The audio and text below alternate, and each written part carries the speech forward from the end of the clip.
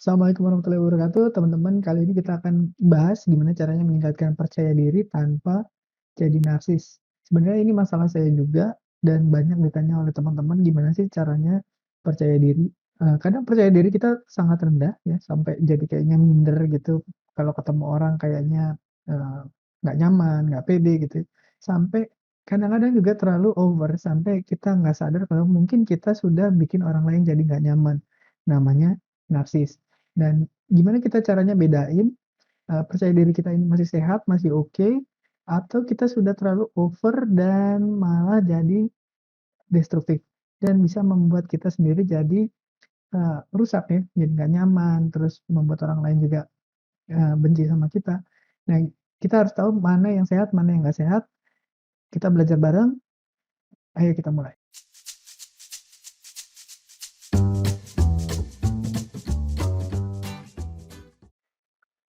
Gimana 7 cara meningkatkan percaya diri tanpa jadi narsis? Sebelumnya kita bahas dulu narsis itu apa, ini adalah satu legenda dari Yunani kuno. Narsis itu siapa? Narsis itu ceritanya nama orang gitu ya. Dia itu anaknya, lahir di Thespiae, anak dari dewa itu penunggu danau namanya Cephisus dengan nymph. Nymph itu kayak, eee mermaid gitu, tapi di danau namanya Liriope. Dan waktu mengandung, waktu hamil nih ibunya, diramalkan oleh dewa kalau si Narsis ini umurnya nggak akan panjang, dia akan cepat mati. Dan satu-satunya cara supaya dia umurnya panjang adalah si Narsis ini tidak boleh melihat wajahnya sendiri, tidak boleh tahu tentang dirinya sendiri. Nah, begitu dia dewasa, si Narsis ini dijaga dari kecil sampai dewasa supaya nggak boleh lihat mukanya sendiri. Nah, dia berusaha untuk mencari seseorang yang bisa dicintai ya, cari pasangan, cari perempuan nggak suka, laki-laki nggak suka, ternyata tidak ada satupun yang bisa memikat hatinya gitu. Sampai suatu saat dia jatuh terus melihat ke danau, melihat mukanya sendiri, oh ternyata dia melihat wajah yang begitu indah, cantik, tampan, dan tidak pernah dia lihat sebelumnya. Dan mulai detik itu dia merasa jatuh cinta dengan itu, patulan wajahnya sendiri, sampai dia lupa makan, lupa minum, lupa tidur. Akhirnya dia meninggal karena terlalu cinta terhadap dirinya sendiri. Dia tidak bisa mendengar, tidak bisa melihat orang lain, tidak bisa melihat hidup ini. Dia hanya fokus pada dirinya sendiri, merasa dirinya yang paling hebat. Itulah, legenda narsis yang kemudian ceritanya itu dipakai sebagai istilah di psikologi untuk orang-orang yang terlalu mencintai dirinya sendiri sampai membuat orang lain itu tidak nyaman gitu, tidak ya nggak enak lah kalau dekat-dekat dia, orangnya narsis gitu, egois, terus mementingkan diri sendiri, tidak bisa dikritik dan sebagainya. Nah, itulah si narsis. Gimana dengan percaya diri? Kalau percaya diri itu adalah satu perasaan di mana kita merasa nyaman, kita merasa enak dengan diri sendiri, kita feel good gitu ya. Dari mana datangnya feel good itu? Yang pertama dari pikiran kita. Jadi kalau kita sering memikirkan hal-hal yang baik tentang diri kita sendiri, ya, tidak suka menghina diri sendiri, tidak suka menjelek-jelekan diri sendiri, itu otomatis biasanya kita merasa kita nyaman dengan diri sendiri. Terus dari mana lagi? Dari tindakan kita. Jadi kalau kita sering melakukan tindakan yang baik, tindakan yang positif, dan kita merasa puas, merasa bangga dengan tindakan kita itu, kita akan merasa feel good gitu. Jadi kalau misalnya kita, kok saya kurang feel good ya? Kenapa? Karena saya melakukan tindakan-tindakan yang saya sendiri nggak suka gitu, saya melakukan tindakan itu. Nah, itu mempengaruhi kepercayaan diri kita. Jadi kalau misalnya kita kurang percaya diri ya dilihat juga pikiran kita seperti apa, tindakan kita seperti apa. Terus yang paling kuat juga adalah kata-kata. Jadi misalkan apa yang kita katakan terhadap diri kita sendiri itu mempengaruhi kepercayaan diri kita. Misalkan kita melakukan sesuatu dan ternyata hasilnya tidak sesuai harapan. Misalkan kita gagal, misalkan kita waktu ujian terus ternyata nggak lulus misalkan. Nah, waktu kita nggak lulus itu, kata-kata apa, pikiran apa, tindakan apa yang, kita ucapkan, yang kita lakukan, yang kita bayangkan gitu. Misalkan kita kata-katanya adalah menghina diri sendiri, "Oh, emang saya bodoh, emang saya nggak pantas, emang saya lemah, saya memang, sudah sepatutnya saya nggak lulus ujian." Itu akan mempengaruhi kepercayaan diri kita jadi makin lama makin turun makin turun makin turun, jadinya kita minder gitu, lama-lama bisa depresi kalau diterusin gitu ya. Nah, Gimana kata-kata orang yang percaya diri? Orang yang percaya diri bukan berarti dia, narsis ya, dia tidak bisa dikritik gitu. Jadi kalau misalkan orang narsis, misalkan gagal ujian, itu dia akan mencari orang lain yang salah atau keadaan yang salah atau ya pokoknya bukan dia yang salah di luar sana. Jadi misal, "Oh saya gagal ujian, ini pasti karena gurunya sentimen sama saya. Oh ini memang soalnya ini terlalu susah, ini nggak sesuai dengan kurikulumnya. Oh ini memang soalnya belum pernah diajarin, ini materinya materi yang gaib ini." Nah, itu alasannya begitu banyak, tapi tidak pernah melakukan evaluasi terhadap diri sendiri. Itulah ciri-ciri narsis. Sementara beda lagi dengan orang yang percaya diri. Misalkan dia gagal ujian, dia akan mengevaluasi dirinya sendiri. Oh, dia tidak mengkritik dirinya sendiri seperti orang yang minder tadi. Kalau orang minder kan, "Oh, saya goblok," gitu, "Ah, saya emang, ah, payah lah." Tapi kalau orang yang percaya diri, itu yang dikritik adalah event-nya, kejadiannya. Oh saya nggak lulus ujian. Oh saya mungkin nah dia mengevaluasi diri sendiri bedanya dengan yang narsis itu yang disalahin orang lain, kalau orang percaya diri mengevaluasi diri sendiri, "Oh mungkin kemarin saya belajarnya kurang giat, mungkin saya salah baca, kurikulum atau waktu pas ngerjain soal saya nggak teliti." Nah ini contoh misalkan ujian. Misalkan kalau dalam bisnis ya kita pakai contoh yang misal dia berbisnis terus dia gagal, dia evaluasi, "Oh mungkin saya pengetahuannya kurang, oh mungkin saya mentalnya belum siap," gitu. Tidak menghina diri sendiri, tapi juga tidak menyalahkan di luar sana. Itulah orang yang percaya diri. Nah, tadi kita sudah bahas sedikit tentang narsis gitu ya. Sekarang percaya diri, apa bedanya narsis dan percaya diri? Tadi orang narsis itu anti kritik, pokoknya yang salah yang di luar sana, bukan saya gitu yang salah. Nah, terus dia merasa menang aja nggak cukup, harus ada yang kalah, harus ada korbannya, harus pokoknya hidup ini selalu kompetisi lah buat orang yang narsis. Jadi kalau saya menang, ya itu harus ada yang kalah. Tapi kalau orang percaya diri, tadi dia menang, saya menang, orang lain menang, itu nggak apa-apa, nggak masalah buat saya. Yang penting, saya nggak melakukan yang terbaik gitu ya. Jadi saya menang, dia menang, it's okay. Saya kalah, dia menang, it's okay. Itu orang yang percaya diri. Yang penting saya tetap merasa nyaman dengan diri saya sendiri. Tapi kalau orang narsis itu kalau dia kalah, dia merasa dunia sudah berakhir. Karena ya tadi sebenarnya orang narsis itu adalah orang yang kepercayaan dirinya rendah, tapi berusaha mengkompensasi dengan cara yang berlebihan. Namanya over kompensasi gitu. Makanya orang narsis yang sebenarnya inferior ini, itu dia sangat haus pengakuan. Kalau kita ingat ceritanya si Narsisus tadi, sebenarnya dia waktu dia mencari itu bukan bukan dia tidak bisa menemukan orang yang bisa dicintai, tapi dia merasa orang-orang tidak ada yang, mencintai dia. Dia justru malah merasa inferior dan siapa lagi yang bisa, mencintai dirinya sendiri selain dia.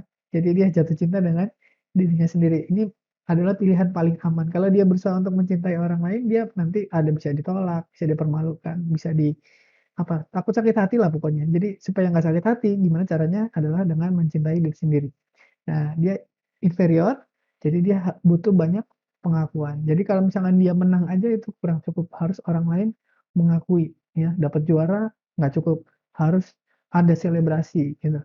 Tapi kalau orang percaya diri, dia menang, dia tahu dari mana dia menang, dia tidak butuh, perayaan, karena dia tahu dia sudah melakukan yang terbaik, dia sudah mengusahakan apa yang dia bisa, itulah, momen di mana dia merasa dia menang. Jadi orang yang percaya diri tahu momen atau parameter apa, atau ya standar apa yang dia pakai untuk menentukan dia menang atau kalah, gitu. Nah, ada 7 cara yang sudah saya baca dari banyak buku dan penelitian, ada 7 cara untuk meningkatkan kepercayaan diri kita. Yang pertama adalah mengingat kemuliaan diri. Jadi kita kan manusia nih, jadi ciptaan terbaik lah, ciptaan Tuhan yang terbaik. Manusia itu mahal katanya. Kalau kita jual nih dari ujung rambut sampai ujung kaki itu harganya mahal. Misalkan rambut dijual, kulit dijual, mata dijual, telinga dijual, hidung. Coba mau dihargain berapa? Jantung kita, paru-paru, ya, semua organ dalam, ginjal, usus dan lain-lain. Ya misalkan ya kelaminnya mau dijual gitu, itu mau dihargain berapa? Itu mahal sekali, ya. Dan tidak ada makhluk yang lebih sempurna daripada manusia, karena manusia adalah karya terbaik Tuhan. Jadi kita harus mengingat-ingat ini terus. Dan ini yang paling penting, menurut penelitian, orang lain itu meniru sikap kita terhadap diri sendiri. Jadi misalnya kita nggak suka dengan diri sendiri, kita, benci, kita lihat rambut kita, "Wah, kok gini amat, wah kulitnya kok kayak gini amat, wah fisik kita, oh gini amat." Pokoknya kita nggak suka gitu. orang lain akan meniru sikap kita secara bawah sadar. Karena di dalam otak kita ada namanya neuron yang mirror neuron, itu dia fungsinya untuk meniru sikap kita. Jadi misalkan kita nyaman dengan diri kita, dia juga akan meniru seperti itu. Jadi makanya kita cenderung kalau ada orang yang, ngedumel, terus gampang ngeluh, itu kita juga nggak nyaman, kita juga jadi nggak senang dengan dia. Dan kalau ada orang yang nyaman, ramah, baik, dia senang dengan dirinya sendiri, kita juga ikut nyaman dengan diri sendiri. Jadi bagaimana caranya kita meningkatkan kepercayaan diri adalah mengingat kalau kita makhluk yang mulia dan dengan kita mengingat kita makhluk yang mulia, kita suka dengan diri kita sendiri, orang lain pun akan suka dengan sikap kita gitu, attitude kita, energi kita positif gitu. Nah, yang cara kedua adalah mengingat tidak ada pesaing dalam hidup. Jadi kalau misalkan hidup ini kita merasa kayaknya, kompetisi terus, itu kita sebenarnya sedang dalam mode narsis gitu. Jadi kita pengen butuh pengakuan, butuh apa ya, menang harus dapat piala dan segala macam, itu kita sama orang lain tuh merasa kayaknya, wah kompetisi terus ya. Tiap ada yang merasa sukses, kita merasa sakit hati. Nah, itu sebenarnya ciri-ciri narsis, ya. Karena apa? Karena kita ada naluri untuk membandingkan, gitu ya. Ini memang sudah bawaan dari biologi kita seperti itu, untuk bertahan hidup. Nah, semakin kita berharap pujian, itu sebenarnya semakin kita memperkuat identitas kalau kita itu sebenarnya lemah atau kita di bawah, kita inferior. Karena kalau orang yang misalkan nih sudah kaya tidak perlu dong diakuin, "Oh, kamu orang kaya," gitu, tidak perlu ya karena dia sudah tahu dia kaya. Tapi kalau orang yang merasa tidak kaya, itu sangat butuh reassurance, sangat butuh apa ya, validasi dari luar ya, untuk mengatakan, "Oh, kamu ini orang kaya." Ya kayak orang ganteng lah. Kalau orang ganteng nggak perlulah diakuin ganteng, disebut dipuji ganteng, tapi kalau orang yang merasa kurang ganteng, itu sangat butuh kata-kata, "Oh saya kamu ganteng ya," gitu. Nah, kenapa? Karena kita takut tidak disukai. Dan ingat ya, sebenarnya tidak ada pesaing hidup tuh maksudnya begini, dalam hidup sebenarnya kita tidak ada kompetisi, yang ada kompetisi itu hanya dalam misalkan pertandingan olahraga, pertandingan game, dan seterusnya. Ya pokoknya permainan lah. Namanya permainan yang finite, ada batas waktunya. Tapi kalau dalam hidup kita, kita tidak ada batas waktu. Batas waktu kita adalah saat kita mati. Nah, itu namanya infinite games. Nah, kita harus bisa bedain kapan kita berkompetisi, kapan kita tidak berkompetisi. Kalau di dalam permainan kita berkompetisi, di hidup kita tidak berkompetisi karena game-nya berbeda, kita infinite game, gitu. Nah, walaupun kembar sekalipun DNA-nya sama, keluarganya sama, lingkungannya sama, itu sebenarnya mereka tidak bersaing karena ya DNA-nya ya sebagian besar sama, tapi ada perbedaan-perbedaan. Misalkan kapasitasnya, potensinya, bakatnya, minatnya itu pasti berbeda. Jadi jalan hidupnya pasti berbeda. Orang yang dengan jalan hidup yang pasti berbeda, itu ya udah jelas nggak mungkin bersaing dong, gitu.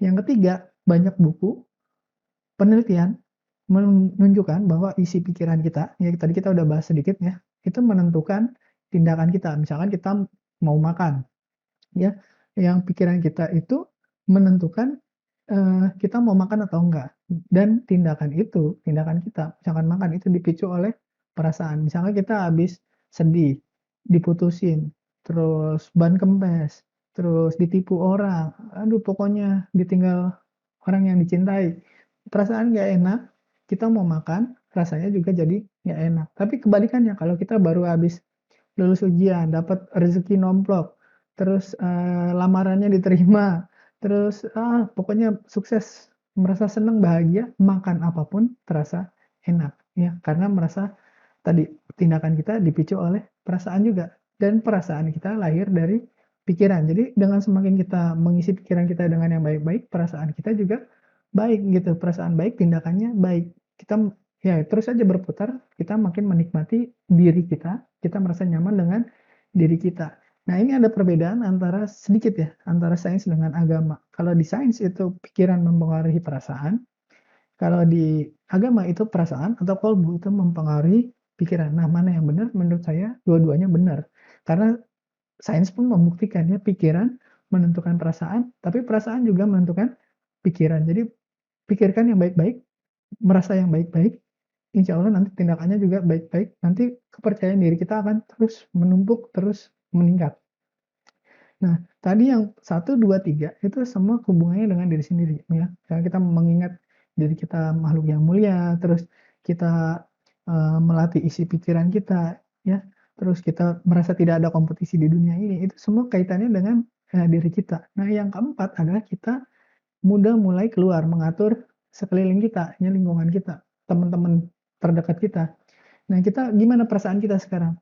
Teman-teman kita, lingkungan kita itu membuat kita terdampar ya, tersisihkan atau kita merasa terhampar, kita melihat, lebih banyak peluang, melihat dunia itu masih luas, ya, masih butuh eksplorasi, kita masih bisa punya kesempatan yang lebih gitu, atau kita justru merasa sempit, merasa, "Ya sudah begini aja hidup." Waktu kita jatuh gimana? Kita diangkat supaya terbang ya, menerbangkan atau kita justru malah teman-teman kita kalau pas kita lagi sedih, lagi jatuh itu senang gitu ya, malah makin nginjek-nginjek atau malah ikut larut dalam kesedihan, ikut yang tidak berusaha untuk membuat kita bangkit, ya. Nah, teman-teman kita, lingkungan kita ini melemahkan atau menguatkan. Nah, kita inventaris, kita hitung lebih banyak negatifnya atau lebih banyak positifnya. Kalau lebih banyak negatifnya, sudah waktunya kita mulai milih lingkungan yang positif. Kalau kita nggak bisa nemuin, mana nih nggak temu lingkungan ini negatif semua, ya udah kita harus bikin sendiri lingkungan yang positif. Kita cari teman sendiri, kita bikin aturan sendiri. Ya kalau mau berteman sama saya harus begini begini begini, gitu ya. Dan saya juga seperti itu. Nah, ingat tadi ada namanya mirror-mirroran, kita cenderung untuk menarik orang yang seperti kita. Jadi bagaimana kita memperlakukan diri kita, itu teman kita akan merasa nyaman gitu. Jadi kalau dia sama seperti kita, dia akan merasa nyaman dengan orang yang seperti itu. Jadi misalkan kita evaluasi nih, "Oh kok lingkungan kita negatif banget." Sebenarnya itu karena kita juga. Jadi karena kita negatif, ya kita cenderung temennya juga yang seperti itu. Nah, cara yang sangat cepat juga adalah dengan mengingat sukses di masa lalu. Setiap orang pasti pernah dong sukses, ya. Nggak peduli ya besar kecilnya. Ingat-ingat di masa lalu, mungkin di TK, SD, mungkin di SMP, di SMA, kuliah, atau waktu kerja. Pasti dong pernah melakukan sesuatu yang sukses, yang tadinya susah gitu. Wah, nggak mungkin. Terus kita bisa mengatasi.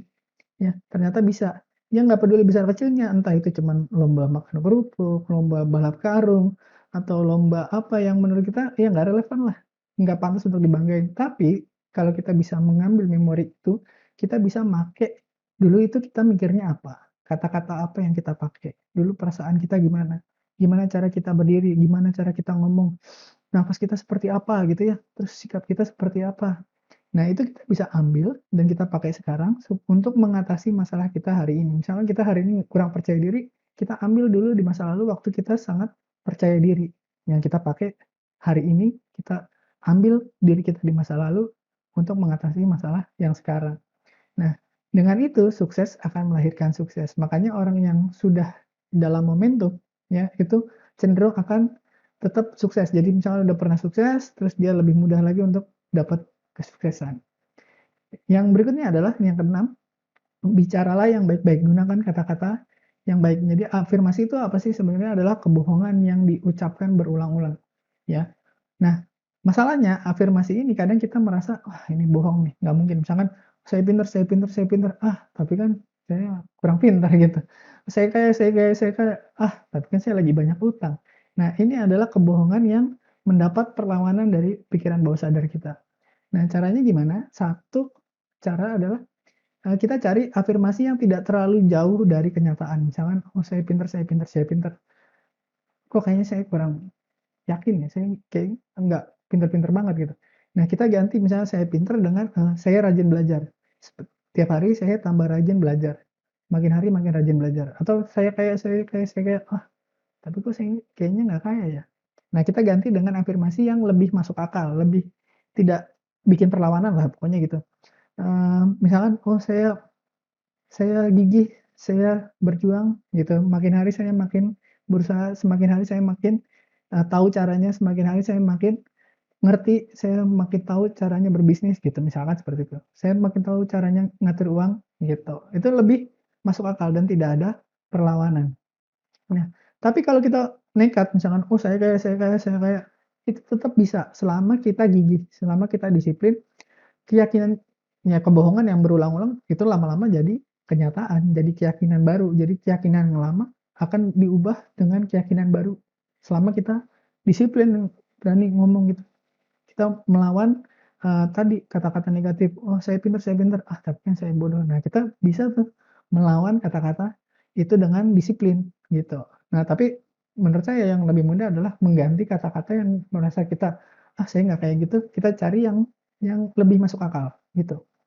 Nah, shortcut juga yang sering saya pakai dan saya anjurkan ke teman-teman adalah menggunakan nama-nama Tuhan. Jadi kalau dalam Islam itu kan ada Asmaul Husna. Jadi misalkan, "Wah, saya sabar," tapi emosi gitu ya. Terus kita ngomong gini, "Wah, saya itu memang kurang sabar, tapi Tuhan itu Maha Sabar." Jadi kita pakai namanya misalkan Dia Sobur, misalkan, saya kuat," "Ah, tapi saya nggak kuat." Nah, jadi gimana caranya? Kita pakai pinjam nama-nama Tuhan, misalkan, eee yang kuat misalnya, ya Aziz gitu. Jadi saya memang kurang kuat, tapi Tuhan itu Maha Kuat. Oke, yang terakhir, sibuklah berbuat baik. Sebenarnya kenapa kita percaya dirinya naik turun, kadang minder banget gitu, karena kita sibuk berpikir daripada sibuk berbuat. Jadi lakukanlah apa yang selama ini menurut kita kita takut, misalkan, mencoba bisnis, misalkan mencoba berkomunikasi dengan orang yang bikin kita tegang gitu ya. Nah, kita sibuk melakukan baik.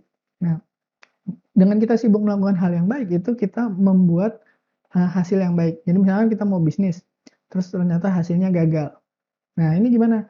Ingat aja kita niatnya gimana, terus apa yang kita lakukan apa. Jadi kalau yang kita lakukan selama itu baik, niatnya baik, insya Allah hasilnya pasti baik. Walaupun misalkan bisnisnya ternyata gagal, ya misalnya bisnisnya rugi gitu, tapi hasilnya itu baik.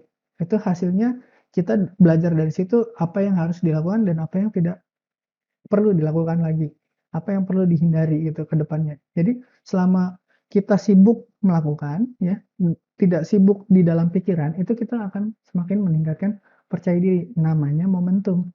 Jadi semakin kita banyak berbuat ya, semakin kita evaluasi dari hasil apa yang kita lakukan, itu namanya kita membangun momentum, makin lama makin bisa, makin lama makin jago, makin lama makin ngerti. Ya sampai di sini mungkin banyak kekurangan, kita belajar bareng lagi di kesempatan berikutnya, mudah-mudahan bermanfaat dan saya yakin pasti bermanfaat ya. Untuk pertanyaan kita mau bahas apa lagi silakan boleh komentar atau langsung kirim pesan ke saya, kita mau bahas apa di video-video berikutnya. Terima kasih, mudah-mudahan bermanfaat dan saya yakin pasti bermanfaat. Assalamualaikum warahmatullahi wabarakatuh.